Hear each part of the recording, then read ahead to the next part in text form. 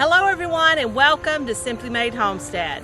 Well, it is July in Central Florida and you can see by my garden behind me, I don't really particularly care for this heat and humidity this time of year because my garden is a hot mess.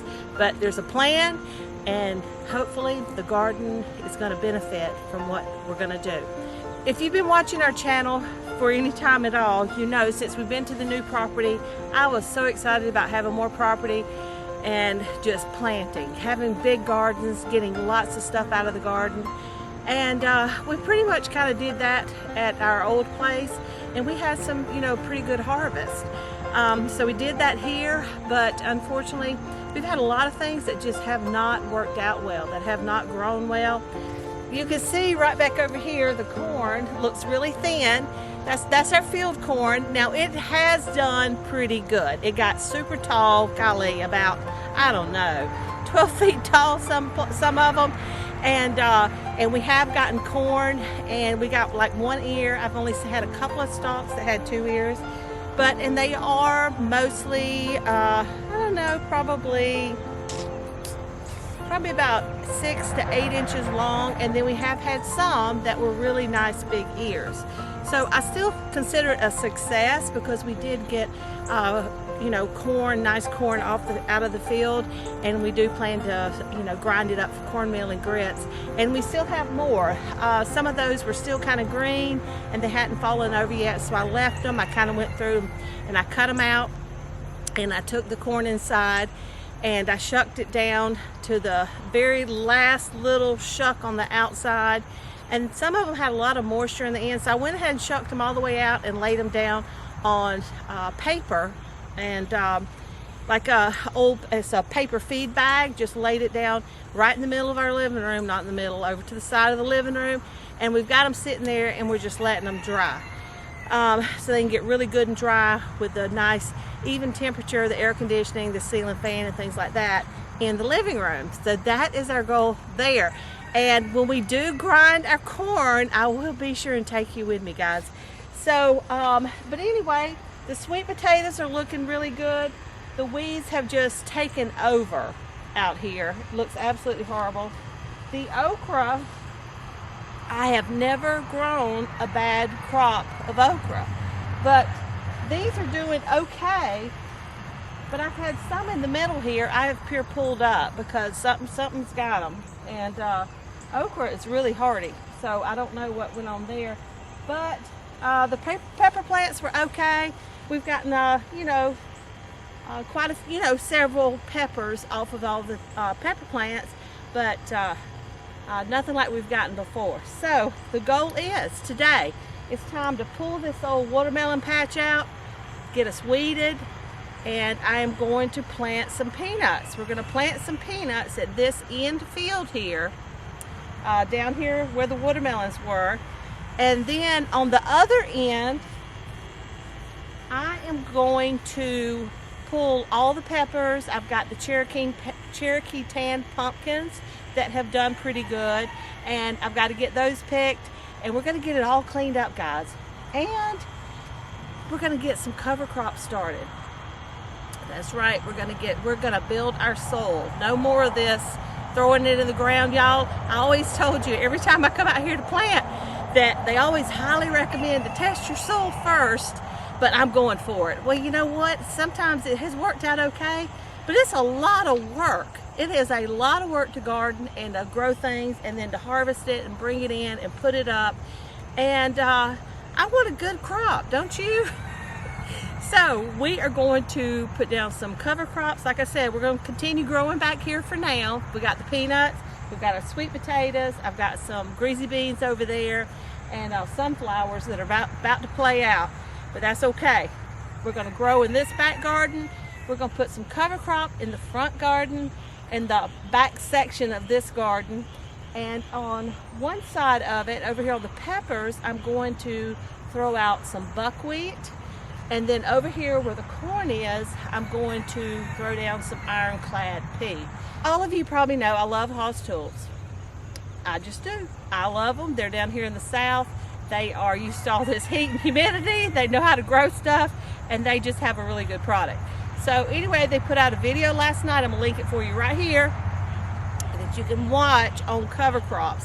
And the reason I want you to watch that video is because I can't remember what he called certain monologal, dialogal, whatever, I don't know, crops, and that you follow with a certain kind of cover crop. And you watch that video and it will help you. It will help you to know what kind of cover crop to use on your garden beds. And the reason we have nightshades over here is the reason I'm going to use buckwheat there. And then over here, the corn, you know, they love the nitrogen. They really pull a lot of nitrogen from your ground, and so that's why I'm using the ironclad pea. Now up back here, once this finishes out, we're also going to plant Phyllisum. I know, I can't help it, but anyway. Back here, we're going to plant one. If you go to Hostel's, it has a really pretty purple flower. When this garden finishes out, we are going to fill this with that, which is a huge pollinator attraction. The bees love it, and you know, we have bees, and it does well right down to 20 degrees. And down here in Florida, in the winter, we have a few days that can get down in the teens, but typically we don't get below 20 degrees. So that will be perfect for them this fall and this winter, where they will have a food source. So I am super excited about that. Now we're not going to even talk about the front garden because that's a whole nother ball game, and we're going to tackle one garden at a time. It all just boggles the mind. So guys, check out that video. I get nothing off of it. I am affiliate of Hostel's, but recommending their video is for your benefit. I get nothing from it. But I want you to hear what he said about the cover crops to help you build your garden, grow your garden, and have a really good harvest. All right, so I've got some okra. I did not get out here yesterday. The good thing is some of these are kind of big. I picked some already. See, like that one's a good size. That one's not too bad. But I picked one off that was really long. I gave it to the cows. I'm not sure he ate it. But we've got to get some okra picked. Now, y'all, you have to watch the little side shoots that come off the okra. Now, you see, right here is the main part of the okra. And then over here to the side are these little side shoots that they're suckers, is what they are. But they come up, and you don't pull suckers on okra. But they come up and they sprout fruit. They sprout okra. So those are the ones, because I always look on the main stem, and these are the ones can get away from you. And then you see them, and they're like super long. Now, one of the things that I really love about the Clemson spineless, that's what we grow every year. I have seeds from it, so we just continue to plant them and grow the Clemson spineless. This right here, you see how long that is? You see that? They can grow long like this, and they're still good. I mean, they would have to get a little bit bigger than this, and still, sometimes I'm surprised. I'll take them in and I'll still cut them, and or try to cut them when I go to cook them. And if it's kind of like, and then you know it's woody. You don't want it. I feed it to the chickens, and try feeding it to the pigs. Pigs don't like it.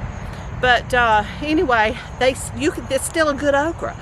So that's really good if you're not out here twice a day, because they grow in a hurry. And this is what happens. So look at there. There's our little okra harvest for this morning. Now this is a zucchini that I have let go bad. So we're going to feed that to the chickens in a bit. Now let's come over here. I want to show you the corn and show you what I'm talking about as far as them leaning down, like turning down, and knowing when to pick them. All right, y'all. Now right here is a really good example. You'll see this one. See how it's starting to dry out and everything. But once it gets really good and ready, it will fall over. Like this one right here. You see this? That's how you know. And that way, what happens, when it's down like that, the water runs off of it and it doesn't get down in the corn. See, this one's really nicely tight up here. because it's still processing, it's still doing its thing, but it's going to be tipping over really soon. But this one right here, let me show you. This is what our corns are looking like.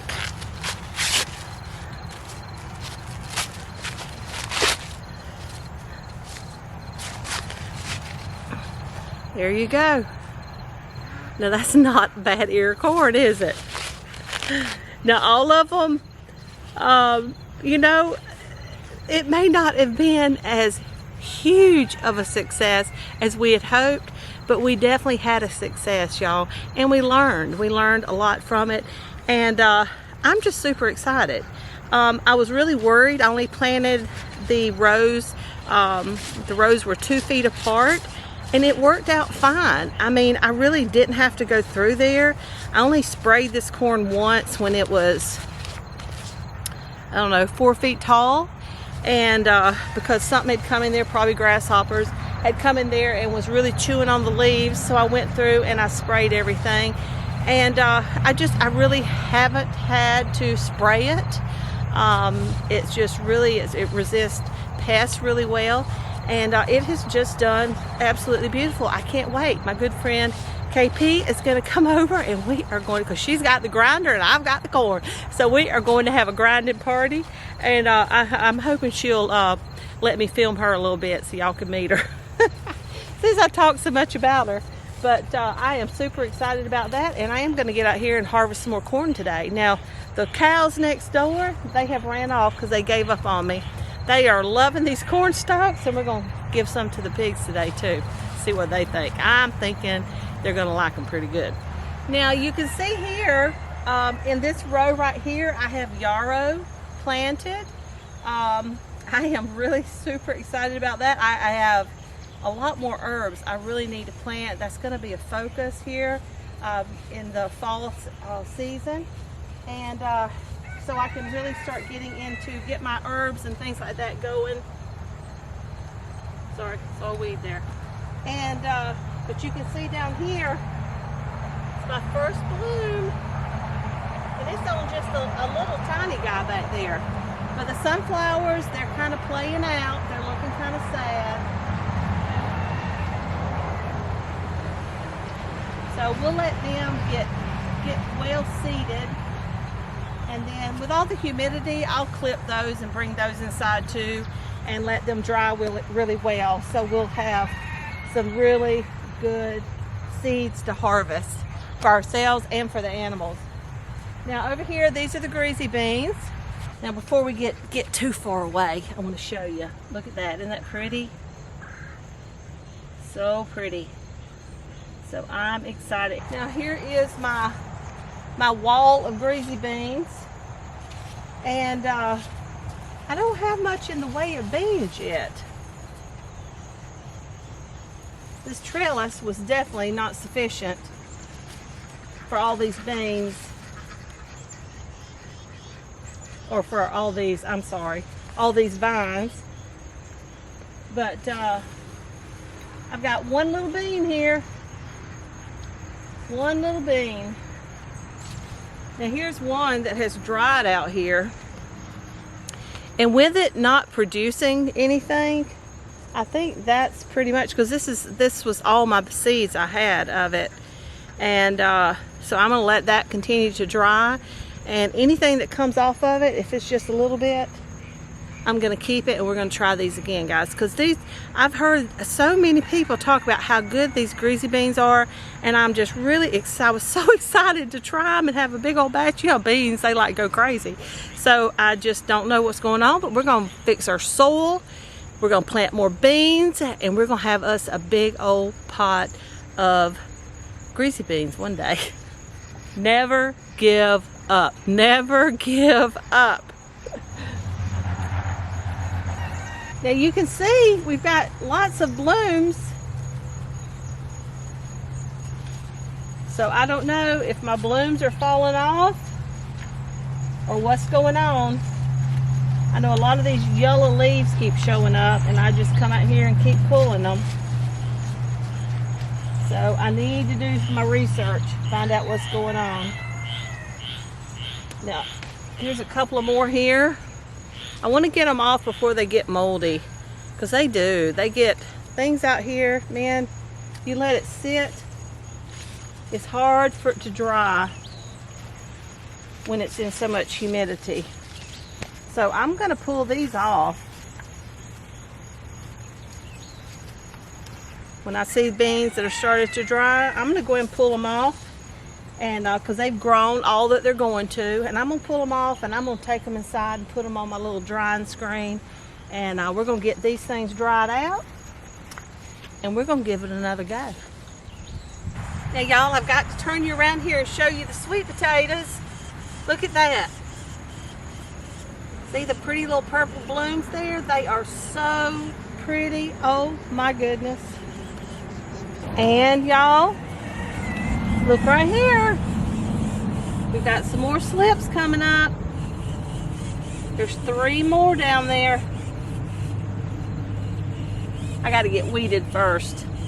I got to get some things weeded, and then we can actually plant some more of those. All right, y'all, the sun is up. It's in my face. I need to get my sun hat. I got my sunscreen on. Don't forget those 2 things, y'all. That sun can be brutal. And I got to get some watermelon vines pulled. I need to get some more of this corn cut down. So I got to get going. And those animals, they're going to be yelling at me in just a minute to come feed them. Guys, thank you so much for stopping by. I appreciate you more than you know. And if you could share us with your friends, family, all across social media, we would really appreciate it. Give us a big old thumbs up if you enjoyed this video or found value in this video. We're a new channel. We're working to grow and to bring more content to you, the good, the bad, and the ugly, y'all. We're going to fix it, we're going to figure it out, and we're going to make it good. We're going to have a good harvest this fall. I just have hopes, big plans. Get your plan together, y'all. What are you planting this fall? See what you can grow in your area, when you need to plant, what your growing area is, your zone. Get it all figured out, y'all. I'm going to leave you links to those kind of things down in the description box. So be sure and check it out and get you a plan. Get you a plan, y'all. I can't stress it enough. Get out there and grow some food. No matter how much land you have, if it's all you got are some pots, guys, you can grow you some food. So get out there, get going. I'm jumping in here. I've inserted this in the middle of this because it was something I thought about after I'd already signed off on my video. I'm out there pulling. I'm about half done with the weeds on one plot. I didn't go to the corn like I'd planned because I really need to get my peanuts in the ground. So I started weeding. It's going well. It's just super hot, you can see. But I want to show you this. When I tell you, start growing stuff, guys, you can grow things in pots. This is a really good example right here. This is ginger, and it actually does really well in a pot. It doesn't grow down. They grow this way. And ginger, I need the water. Ginger is an anti-inflammatory, guys. It is so good for you. You can eat it raw if you like ginger that well. I really like it in a tea. You just slice up little bits of it, about 2 or 3 inches long, and then let it steep in some tea, or let it just kind of simmer for a little while. Not long. About 10 minutes is fine. And because it is a root, it takes a little more than just like steeping leaves. And or you can leave it, if you really like the flavor, you want it stronger, you can leave it for like 20 minutes. And just very slow movement in the water. But ginger is super good for you. I love it in a tea. I'll make it up in the morning, add a little lemon to it. Lemon is really good for you guys. It fights against illness and things like that. And ginger, when I had a crown not long back, my crack in my tooth had gone down into the root, and my doctor really had to kind of get down there.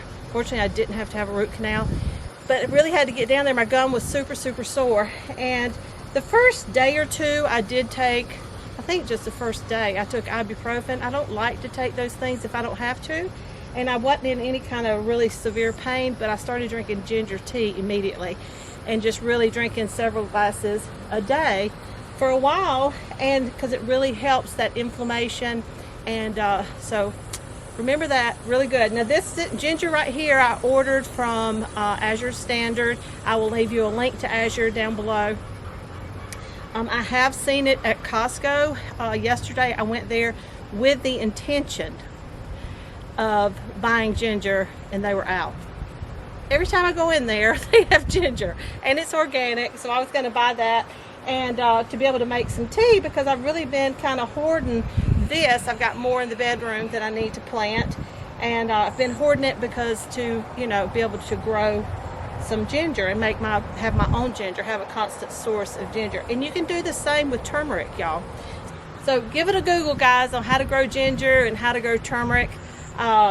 One does need a little more water than the other. I've kind of been just kind of letting it go. I'll eventually put it in my garden, but right now everything is so undecided as to, because I've got new ideas, new plans for the gardens.